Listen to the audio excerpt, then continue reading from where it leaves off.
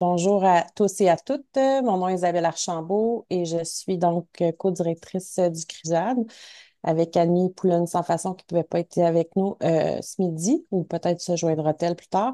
Euh, donc, écoutez, ça me fait excessivement plaisir d'être avec vous aujourd'hui. Puis je vais laisser la parole à mon collègue Enrico qui va vous présenter le professeur Bob White qui va nous faire sa présentation. Je sais qu'il y a beaucoup de gens. Le professeur White était supposé présenter l'année dernière, puis il y avait eu un contretemps d'horaire. Donc, je pense qu'il y a beaucoup de gens qui attendaient cette conférence-là. Donc, on est vraiment ravis de vous avoir avec nous ce midi. Donc, je vais laisser la parole à Enrico qui va faire les présentations plus officielles. Mais merci beaucoup à tous et à toutes d'être avec nous ce midi. Merci beaucoup, Isabelle. Aujourd'hui, nous recevons Bob White, qui est professeur titulaire au département d'anthropologie à l'Université de Montréal et directeur du laboratoire de recherche en relations interculturelles, les LABRI. Il a été également coordonnateur du réseau des municipalités en immigration et relations interculturelles du Québec et co-titulaire du réseau québécois en immigration, intégration et relations interculturelles. Ces recherches portent sur les relations interculturelles, comme on a compris, les politiques publiques et les méthodologies collaboratives. Bob White a travaillé aussi comme professeur invité à l'École des hautes études en sciences sociales à Paris, l'Université de Cheikh Anta Diop à Dakar, l'Institut Max Planck à Göttingen et à l'Université de Meiji à Tokyo. Son dernier livre, publié en 2022, s'intitule Ville interculturelle au Québec, pratique d'inclusion en contexte pluriethnique et il travaille actuellement sur une théorie générale de la communication interculturelle. Aujourd'hui, nous donnerons une conférence avec les titres Les nouveaux visages du pluralisme et sans trop tarder, Bob, je te cède la parole. Merci Enrico, merci Isabelle, merci à tout le monde du CRIJAD pour l'invitation. Euh, je suis aussi très content de faire partie du centre. Vous allez m'excuser mes restants de bronchite. Heureusement que je ne suis pas contagieux, mais de toute façon, par Zoom, ça ne pose pas de problème. Donc, merci d'avoir proposé cette conférence et puis d'avoir euh, d'avoir été souple sur la date. En fait, là, vous vous souvenez de, de- de- de- du plan initial qui avait été modifié quelque peu pour une très bonne cause. J'aimerais souligner cette cause-là des collègues qui travaillent sur le programme d'études noires. Je pense qu'il y a le CRUJAD est très actif dans ce dossier-là aussi. En plus, je suis content parce que ça m'a donné plus de temps pour me préparer. Donc, c'est une très bonne chose. Euh, je, je suis un peu, j'ai hésité par rapport au titre de ma présentation, puis je vais vous parler un peu de ça dans quelques instants. Euh, j'ai décidé de garder le mot visage dans le titre parce que ce mot joue à plusieurs échelles, non seulement le niveau métaphorique de ce que c'est une posture ou une représentation d'un groupe quelconque, mais aussi littéralement dans cette période où le visage des personnes devient de façon systémique et de façon systématique, le visage devient un facteur de discrimination. Et donc, j'avais pensé présenter quelque chose plus sur les discriminations systémiques, mais je me suis dit que, vu les intérêts du centre et étant donné ce qui se passe actuellement dans le monde, je voulais revenir sur la question du pluralisme, qui serait, selon l'hypothèse de ma présentation, qui serait euh, un facteur rassembleur euh, pour plusieurs mouvements de pensée progressistes et critiques, mais qui se fait questionner de plus en plus. Et donc, je voulais commencer par ce constat en vous disant que je me sens assez fébrile euh, ce temps-ci. Je me trouve actuellement dans ma famille aux États-Unis. Et donc, ce qui s'est passé le 4 ou le 5, dans la nuit du 5 novembre aux États-Unis, a été un véritable choc. Et je voulais commencer par les résultats de ces élections-là, et puis le genre de victoire d'un genre de Voldemort, là, parce j'ai pas envie de dire son nom. Mais on est un peu dans le choc, mais aussi dans le deuil après les résultats des élections aux États-Unis. Et on voit tout de suite déjà, il y a des choses qui se mobilisent. Il faut prendre les promesses de ce gouvernement très au sérieux. Mais ce qu'on avait remarqué immédiatement, c'était le genre de coalition qui a surpris tout le monde et qui a fait en sorte qu'il a réussi à rentrer une deuxième fois à la Maison-Blanche. Euh, euh, Surtout parce que le Parti démocrate avait tellement insisté sur une certaine vision du pluralisme, une vision très démocrate, très libérale, très classique, quoique quelque peu modifiée. Donc, cette grande tente inclusive qui parle beaucoup de diversité, et pas seulement diversité culturelle, mais toutes les formes de diversité. Et de l'autre côté, un parti républicain qui a réussi beaucoup plus que dans le passé de rallier des coalitions des personnes issues de l'immigration, des groupes minoritaires racisés. Euh, En fait, beaucoup plus de, entre guillemets, diversité, y compris des personnes immigrantes qui, a priori, ne devaient pas voter pour ce parti-là. Et donc, je parlais avec des membres de mon équipe euh, qui s'appelle Samuel Victor, qui est aussi d'origine des États-Unis.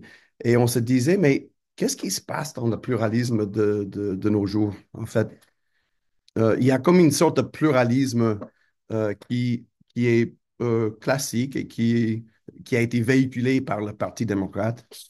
Mais est-ce que la notion du pluralisme est en train de changer? En fait, le pluralisme qui nous liait euh, à l'époque Obama, on va l'appeler comme ça, euh, est-ce que c'est le même pluralisme à cette époque-là? Est-ce que ces mouvements de droite, d'extrême droite sont en train de rejeter le pluralisme ou est-ce qu'ils essaient de réimaginer le pluralisme pour réussir un certain projet politique? Je voulais commencer par cette question-là parce que quand on parle du pluralisme, il faut vraiment faire très attention, il faut prendre le plus de distance possible, il faut, en bon québécois, comme on dit en bon québécois, il faut slacker un peu la couette. Il faut être capable de prendre la distance du mot lui-même parce qu'il est tellement chargé de sens et d'histoire. Et donc, je voulais un peu commencer par cette réflexion-là parce que je pense qu'un peu partout dans le monde, on est en train de se poser la question sur le sens du pluriel et le sens du pluralisme qui a priori, serait plus qu'une simple idéologie philosophique ou idéologie d'État. Donc, je vais juste partager. En principe, vous voyez un PowerPoint sur l'écran, ça va? Très bien. Donc, au début aussi, dans le titre de ma présentation, j'avais pas mis le point d'interrogation. En fait, dans le passé, là, avant les dernières élections, je parlais juste des nouveaux visages du pluralisme, ou même les visages du pluralisme. Parce que pour moi, c'est une expression qui évoque beaucoup. Mais cette fois-ci, je sentais que j'avais besoin d'ajouter le point d'interrogation. Parce que j'ai comme l'impression qu'il y a quelque chose qui bouge par rapport au terme. J'aimerais donc nous ramener à une discussion où on est capable de faire la distinction entre le pluralisme, qui est déjà un objet assez complexe, je vais en parler, et le monisme, qui serait, selon certains, l'opposé du pluralisme. Donc, des pensées, des courants de pensée ou des idéologies qui, d'un côté, qui prônent, protègent et s'occupent du pluriel, et d'autres idéologies qui vraiment sont dans une logique, je dirais, euh, monolithiques monistes. Mais avant d'aller vers ces idéologies monistes, donc anti-pluralistes, euh, il faut creuser un petit peu plus la pensée pluraliste. Et donc, c'est un peu ça le but de ma conférence. C'est pas la première fois que j'aborde ce sujet-là. En fait, ça commence à être un sujet qui est assez euh, réfléchi et puis creusé dans le cadre de notre équipe, l'Abri. Pourquoi? Parce que au début de nos travaux sur les relations interculturelles, on s'est rendu compte qu'il y avait d'autres courants de pensée pluralistes qui n'étaient pas d'accord avec le simple principe de travailler sur l'interculturel. Et donc, il questionnait un peu je dirais, le droit d'être autour de la table. Et à partir de ces premiers, je dirais, confrontations entre des collègues qui travaillent avec une approche antiraciste et des collègues qui travaillent avec une approche interculturaliste, on a commencé à broder autour du pluralisme parce que ça nous semblait permettre de s'assurer que les deux approches restaient autour de la table. Je vais finir par ma présentation par cette idée-là de voir qu'est-ce qui se passe quand les antiracistes et les interculturalistes se mettent autour de la même table. C'est une question que nous, on pose souvent parce que à l'intérieur de nous, dans les membres de notre équipe, il y a beaucoup de personnes qui sont à la fois interculturalistes et antiracistes et on se dit, mais on ne peut pas être en conflit avec nous-mêmes. Donc, essayons de voir à quoi ça ressemble. Donc, c'est pour ça que j'ai posé la question telle que ça a été proposé. Comment est-ce qu'on peut travailler ensemble, nous, pluralistes? Bon, je commence par ce constat que le visage du pluralisme est probablement en train de changer, mais aussi que les acteurs qui se mettent derrière le pluralisme comme principe ou comme politique euh, se trouve dans la situation délicate d'être constamment obligé de réaffirmer le pluralisme. Donc, malgré le fait qu'il est enchâssé dans les lois, qu'il est enseigné que ça fait partie des règles du jeu juridique, ça fait partie de nos systèmes éducatifs, de nos discours et tout. Il est comme le pluralisme fait partie de nos différents systèmes. Malgré ce fait, euh, plus qu'on avance, plus qu'on a l'impression qu'on doit euh, le réaffirmer pour le protéger, peut-être pour le redéfinir. Surtout dans cette période, comme j'ai expliqué tantôt, caractérisée par la montée des mouvements d'extrême droite, et pas uniquement aux États-Unis, mais un peu partout.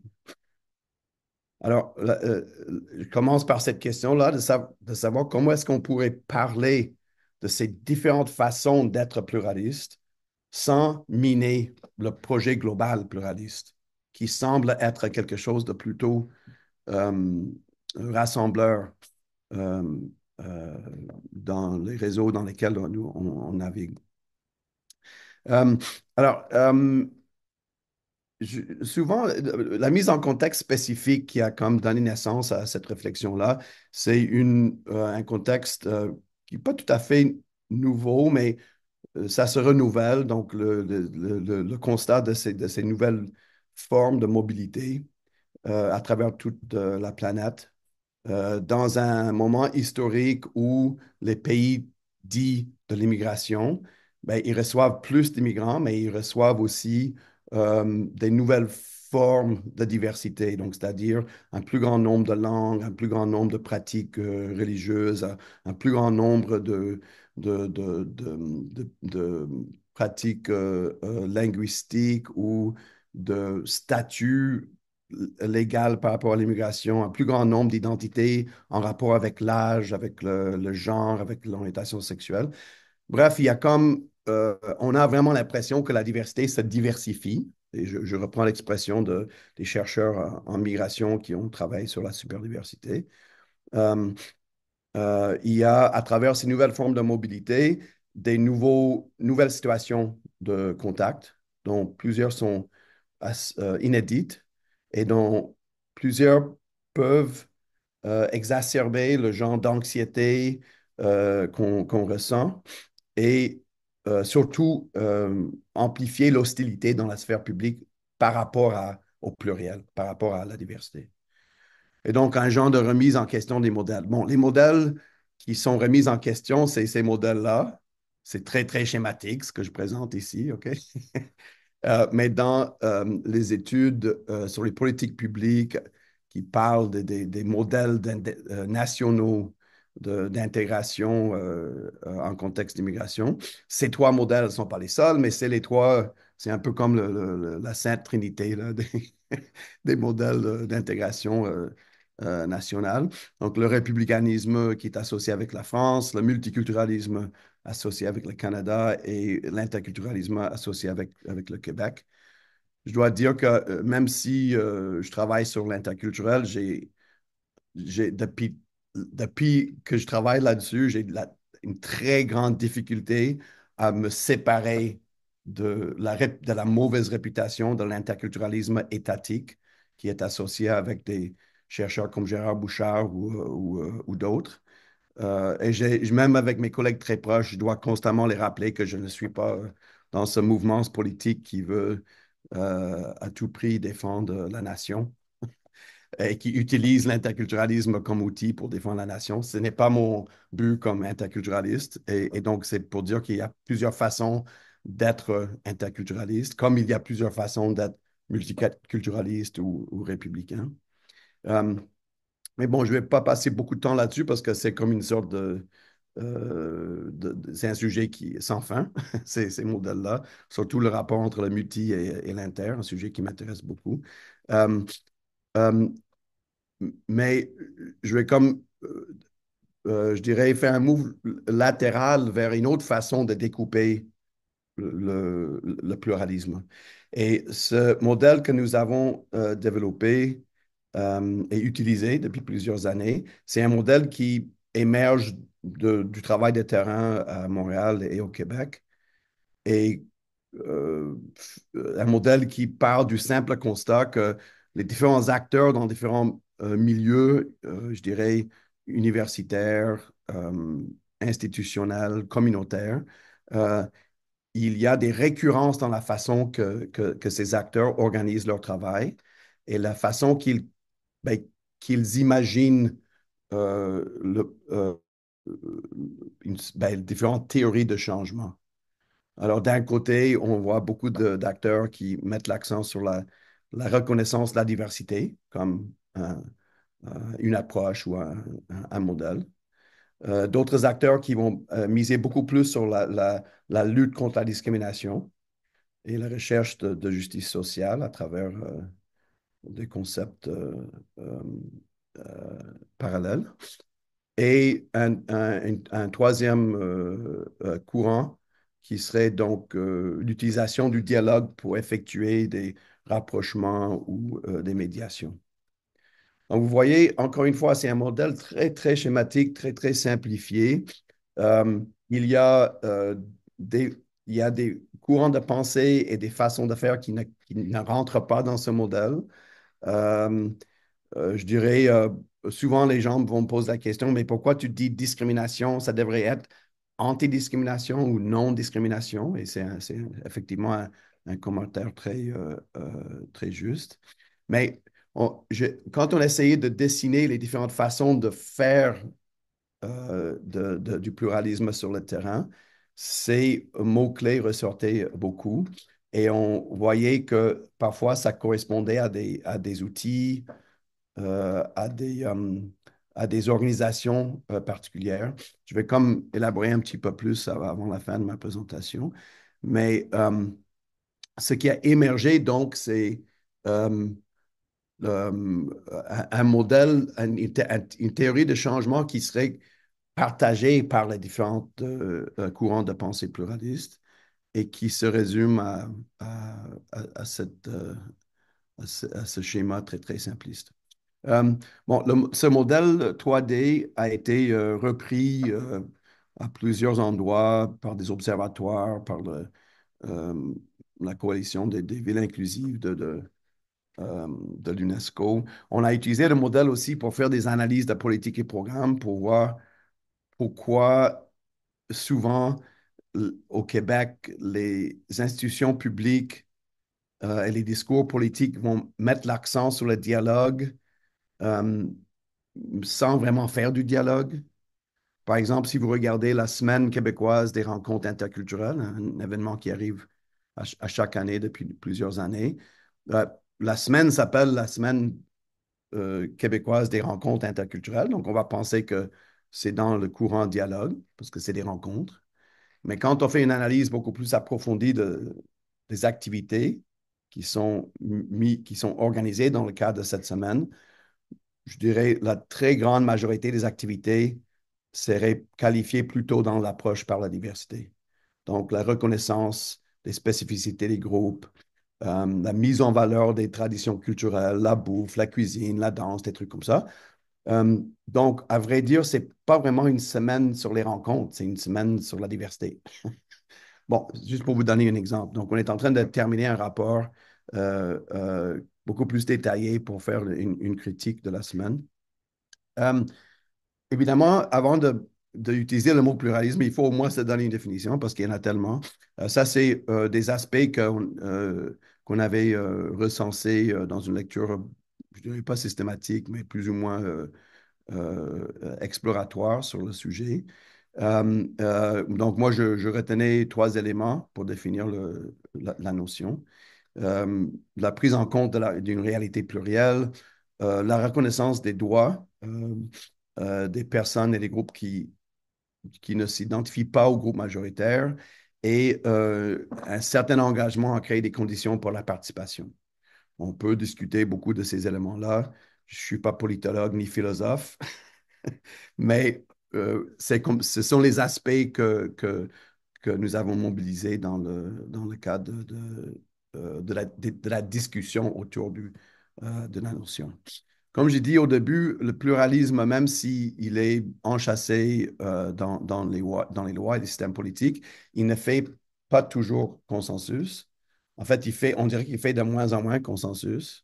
Euh, avec un exemple qui est très, très parlant, le fameux exemple des coûts de l'immigration et le fait que les professionnels qui travaillent en milieu pluriethnique, ben, ils doivent avoir plus de temps pour faire leurs tâches de base. Je dis ce chiffre de 40% de plus à partir des recherches qui ont été faites à Montréal dans le système de santé et services sociaux, qui démontrent que minimalement, ça prend 40% de plus. Par exemple, une travailleuse sociale ou, je ne sais pas, un ergothérapeute, quelqu'un qui travaille en contexte pluriethnique a besoin de plus de temps pour faire ses tâches de base. Et donc, ça, c'est très délicat comme chiffre. Et moi, je ne l'utilise pas souvent parce que je trouve que c'est un chiffre qui polarise. Parce que quelqu'un qui est contre l'immigration ou qui est contre la diversité va prendre ce chiffre-là et puis l'utiliser pour argumenter le contraire de ce que je voulais, ce que je voudrais argumenter. Alors, ça, c'est juste un exemple. Il y en a tellement. Euh, ces trois mots-clés euh, mobilisent une série de principes. Donc, le courant de pensée sur la diversité, à la base, c'est axé sur le fait de reconnaître et de mettre en valeur les spécificités de certains groupes ou des différents groupes, communautés. Euh, le deuxième courant, l'anti ou la non-discrimination, euh, s'organise autour de cette idée qu'il y a des inégalités sociales et puis pour garantir l'égalité des chances, il faut lutter contre la discrimination et toute forme de discrimination. Euh, donc, les discriminations. Et le troisième courant, qu'on voit beaucoup sur le terrain aussi, c'est cette idée qu'il y a des écarts dans la communication et ces écarts ou ces mécompréhensions peuvent mener à l'exclusion. Donc, il faut travailler sur la communication et sur excusez-moi, la possibilité de faire des rapports à travers des interventions spécifiques. Donc, vous voyez que, a priori, il n'y a pas un courant qui est mauvais en soi. Je pense qu'on peut tous être d'accord que c'est important de reconnaître les spécificités, c'est important de lutter contre les discriminations et c'est important de réduire les écarts dans la communication. Le problème n'est pas là. Le problème, c'est qu'en tant que chercheur ou en tant que professionnel ou intervenant, nous avons tous je dirais, des affinités ou des priorités. Et donc, quand ces différents courants de pensée ou les gens qui véhiculent ces courants de pensée, quand ils doivent travailler ensemble, et parfois il peut y avoir des chocs et ça peut s'entrechoquer. Alors, euh, moi, je présente ces trois courants de pensée comme des principes ou des courants de pensée pluralistes, parce que de mon point de vue, chaque courant véhicule un aspect de la pensée pluraliste. Euh, Ça peut être véhiculé par un programme, un projet, un cadre de référence, par un article scientifique, par une activité de quartier. C'est-à-dire quelle est l'idée derrière? On veut effectuer un changement. Quelle est la théorie du changement derrière l'action ou derrière la recherche, qui est aussi une forme d'action? Euh, et comment est-ce que cette idée sur le changement social, comment est-ce que ça pourrait limiter l'impact ou les conséquences des actions qui sont menées? Alors, évidemment, chaque courant pluraliste a ses angles morts ou ses limites. Par rapport à la diversité, on va parler de la folklorisation et de l'essentialisme. Quand on parle de l'approche de la lutte contre la discrimination, on va dire que c'est une approche qui, qui a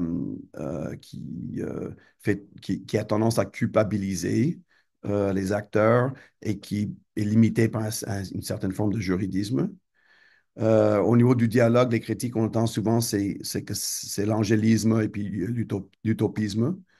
Euh, c'est important de nommer ces critiques-là parce qu'elles sont souvent vraies, là.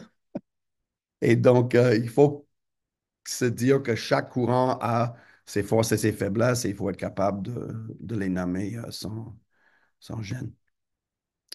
Quelques mises en garde par rapport au modèle lui-même. Premièrement, que chaque courant de pensée a sa propre tradition de pensée, ses repères historiques, mais les catégories ne sont pas figées ou hermétiques.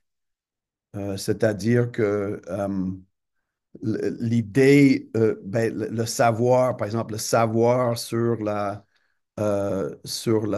discrimination a beaucoup évolué, surtout depuis les 10 dernières années, quand on parle de la recherche sur la discrimination systémique.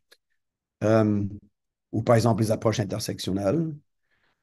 Euh, Deuxième, les individus et les institutions peuvent avoir une préférence plus marquée vers l'une ou l'autre des trois courants. Donc, moi, je rencontre beaucoup de personnes que je dirais, dans leur, dans leurs affinités personnelles, euh, elles vont pencher plus vers un courant ou l'autre, mais qu'ils ne sont pas synchronisés avec leur milieu de travail. Et donc, ça crée une sorte de dissonance. C'est-à-dire, mettons, imaginons que je suis comme vraiment investi dans l'approche par la reconnaissance de la diversité, mais je travaille dans un groupe qui est plus l'approche par le dialogue ou vice-versa. Parce qu'on a quand même, dans ce projet, on a quand même constaté des conflits et des malaises entre les différents courants. Et ça, le dernier point, c'est important. Je dis ça souvent quand je travaille avec des personnes en milieu institutionnel. C'est-à-dire que, en principe, il faut avoir un équilibre des trois approches pour bien réussir l'inclusion. Mais la façon qu'on va prioriser les trois courants, ça peut avoir un impact sur les résultats. Alors, je vais vous montrer, je vais essayer de ne pas parler trop longtemps, là, mais je vais vous montrer quelques images euh, qui viennent suite à la question qu'on pose quand on fait l'atelier sur le modèle 3D. C'est un atelier qu'on anime dans différents contextes de travail et, pour faire réfléchir sur le pluralisme. Et donc, quand on pose cette question, quel est le rapport entre les trois courants? Comment est-ce qu'on pourrait dessiner le rapport entre les trois courants? Il y a toujours des surprises, mais il y a certaines représentations visuelles qui reviennent. Ça, c'est donc celui de l'engrenage. Là, c'est un schéma qui revient souvent. Donc, on va demander aux gens de juste dessiner les 3D et de représenter les rapports entre les trois. Souvent, on va voir l'engrenage avec les trois éléments qui sont interconnectés, mais et puis qui tournent. Donc, il y a un certain dynamisme, mais c'est quand même des engrenages. Donc, ça veut dire que ça ne bouge pas. C'est pas supposé de bouger dans plusieurs sens. OK? Deuxième, ça, c'est un qui est super intéressant, le pyramide ou triangle. Et les gens vont se dire, mais attends, mais c'est lequel qui doit être en bas, lequel qui doit être en haut. On essaie d'imaginer quelqu'un qui pourrait dire, par exemple, mais il faut commencer par la lutte contre la discrimination. Ensuite, on va faire des interventions par le dialogue. Et puis à la fin, on va arriver à être capable de reconnaître la diversité, par exemple. Ça, c'est un modèle. Ça, c'est une image qui revient souvent. Celui-là, c'est pour les personnes qui sont un peu indécises. Parce que le plus important dans ce dessin, c'est de montrer qu'il y a quelque chose de dynamique et peut-être quelque chose de cyclique ou itératif, sauf que la plupart du temps, ils vont dessiner un cercle et donc on peut avoir l'impression que ça tourne en rond là, et qu'il n'y a pas quelque chose qui change à travers le temps. Mais l'idée est bonne et intéressante, qu'il y a comme une sorte de rapport dynamique. Et celui-là, je le trouve intéressant euh, parce que c'est celui-là qui est polarisant dans nos ateliers. Cette image revient souvent et il y a beaucoup de personnes qui vont dire oui, c'est exactement ça. On reconnaît la diversité, ensuite on s'assure qu'on lutte contre la discrimination et on arrive enfin au dialogue. Mais il y a souvent ou toujours des personnes dans les groupes qui participent aux ateliers qui disent mais non, c'est vraiment comme croche cette image-là. Ça ne marche pas. Parce que le but, c'est pas le dialogue. Le but, c'est de combattre la discrimination. Donc, on ne peut pas mettre discrimination au milieu, ça doit être la pointe de la flèche. Je ne sais pas si vous voyez ce que je veux dire. C'est comme assez. Donc, la façon qu'on représente le rapport entre les trois est quand même parlant. Et donc, c'est pour ça qu'on a décidé de faire quelque chose de Venn, OK? Venn, pour ne pas dire zen, OK? Parce que c'est la seule image, c'est la seule représentation visuelle qu'on a trouvée qui semble faire consensus. Pourquoi? Parce que ça montre que les trois courants sont égaux, ça montre qu'il y a des intersections. Euh, bon, tout le monde comprend c'est quoi les diagrammes Venn et donc cette image passe plus facilement. Alors, pourquoi on a fait l'atelier? C'est parce qu'on voyait que, par exemple, on a fait ces ateliers, beaucoup de tables de concertation sur l'immigration ou beaucoup sur l'immigration, je dirais. Euh, et parce qu'on voyait que dans ces espaces de concertation, il y avait des conflits par rapport aux trois courants. Euh, et donc, on a commencé à faire l'exercice et l'impact immédiat que ça pouvait avoir dans certains contextes, c'est d'un peu comme calmer les jeux, de faire en sorte que tout le monde se sentait écouté et de créer un sentiment je dirais de soulagement. Parce qu'il y avait des tensions par rapport je dirais, la compétition entre les différentes approches. Et donc, le fait d'expliciter les différents courants, ça permettait aux participants et participantes de mettre des mots sur leur façon de voir le changement. Et souvent, on faisait ça avec une approche un peu ludique, donc ça permettait de dédramatiser et dépersonnaliser les différentes façons d'aborder la question. Donc, c'est devenu un outil de concertation, en plus d'être un outil de recherche. Alors, assez polyvalent. Je voulais terminer pour parler de la complémentarité. Évidemment, chaque posture constitue une condition nécessaire, mais, mais, mais non suffisantes pour garantir les conditions d'inclusion. C'est-à-dire que si on applique uniquement le courant diversité partout, ben, il va y avoir des problèmes. Qu'est-ce qu'on fait, par exemple, avec les cas de profilage racial? Le courant diversité, il marche très mal avec des problèmes de profilage racial. Par contre, beaucoup d'initiatives pour combattre le profilage racial, surtout dans le contexte du travail des services de police, va combiner une approche dialogue avec une approche non-discrimination. Et ça semble être assez intéressant et plus efficace. Euh, Évidemment, il faut aussi faire une analyse de chaque contexte pour voir, mais quel est le genre de mix ou mélange qui devrait être priorisé. Alors, je vais terminer avec ça. Ces réflexions ont mené à un projet que nous, on appelle Dialogue sur la discrimination. Et le projet, je m'excuse, le texte est trop petit, là, mais qui menait à un projet où on a fait l'effort d'amener ensemble des personnes dans les deux courants, donc le courant dialogue et le courant euh, non-discrimination, pour voir, pour essayer de voir comment les deux courants euh, travaillent ensemble ou pas. Parce qu'on a des exemples des deux. Des exemples où les deux travaillent vraiment main dans la main, ou peut-être c'est la même personne qui canalise les deux courants de pensée dans l'action. Mais dans d'autres contextes, ça va être comme vraiment conflictuel, très difficile, des malaises et des accusations. C'est comme si, au lieu de travailler ensemble, ça bloque. Donc, on a commencé à faire des entrevues à deux où on essaie de faire une sorte de confrontation constructive des deux façons, des deux courants de pensée. Et c'est assez intéressant. Je vais juste vous montrer le, les le résultat des analyses préliminaires. Ces analyses ont été faites pas à partir des dialogues qu'on a fait, mais plutôt à partir d'une recension de littérature. Et donc, on a cherché des textes en sciences sociales, en anglais et en français, qui parlent des approches antiracistes et des approches interculturelles dans le même texte.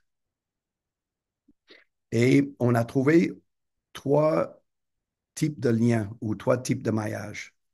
Euh, la première, ben, j'en ai déjà parlé, c'est un peu cette idée que les deux approches sont complémentaires. Donc, soit que l'antiracisme est une condition de l'interculturel ou vice-versa. Euh, Par exemple, l'antiracisme comme une compétence interculturelle ou l'interculturel comme compétence antiracisme. Ou bien l'interculturel comme un outil pour faire de l'antiracisme, ou vice-versa. Donc, l'antiracisme comme outil pour faire l'interculturel. Ça, ces formulations-là sont vraiment dans une logique de complémentarité. L'un a besoin de l'autre et vice-versa. Le deuxième, euh, c'est, c'est comme une sorte de mise en rapport qui mobilise l'idée de l'évolution. Donc, l'antiracisme était là, mais l'interculturalisme va plus loin. Ou l'interculturalisme était là, mais l'antiracisme, c'est comme la prochaine génération de pensée. Donc, cette idée que c'est une amélioration ou une évolution d'eux. Et le troisième, c'est celui qui m'intéresse peut-être le plus, là, c'est cet esprit de compétition entre les deux. Donc, dans les discours que nous avons repérés dans le cadre du projet, euh, les interculturalistes ont tendance à dire que l'antiracisme comme approche, qu'il est contre-productif parce qu'il met les gens, parce qu'il est accusateur et il met les gens du groupe majoritaire en position défensive et donc c'est impossible d'avancer. De l'autre côté, les antiracistes ont tendance à dire que l'interculturel est un outil politique qui est utilisé par les gens au pouvoir pour éviter de parler des vrais enjeux. Donc, vous voyez que c'est intéressant parce que chaque élément de discours de ces approches par la compétition, c'est pas fou et c'est pas faux. Alors, pourquoi dans certains contextes, les deux approches arrivent à se parler puis à travailler ensemble, et dans d'autres, c'est pas le cas, ben ça, c'est vraiment du cas par cas. Je vais arrêter là parce que je pense que ça, c'est la partie qui est comme le plus juteux pour moi, de voir quand on ramène ces deux courants de pensée ensemble, qui sont pour moi deux courants de pensée pluralistes, comment ça se fait que des fois ça marche et des fois ça marche pas. Peut-être que c'est normal, peut-être que c'est pas un problème que ça marche pas. Euh, mais je vais comme laisser arrêter là pour s'assurer d'avoir au moins 10 15 minutes pour avoir vos réactions et discussions. Merci beaucoup, Bob, pour la conférence super intéressante que je suis sûr va donner beaucoup de matériel à discussion.